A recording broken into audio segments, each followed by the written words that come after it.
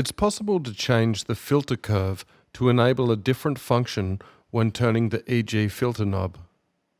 Go to Settings, Sound, Key A, Filter Control, and set it to Reso Boost A.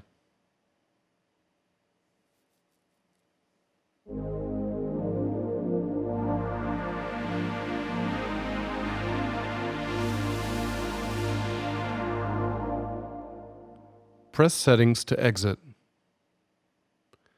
It's also possible to use the shortcut for changing the filter curve by turning the knob in filter mode while pressing exit.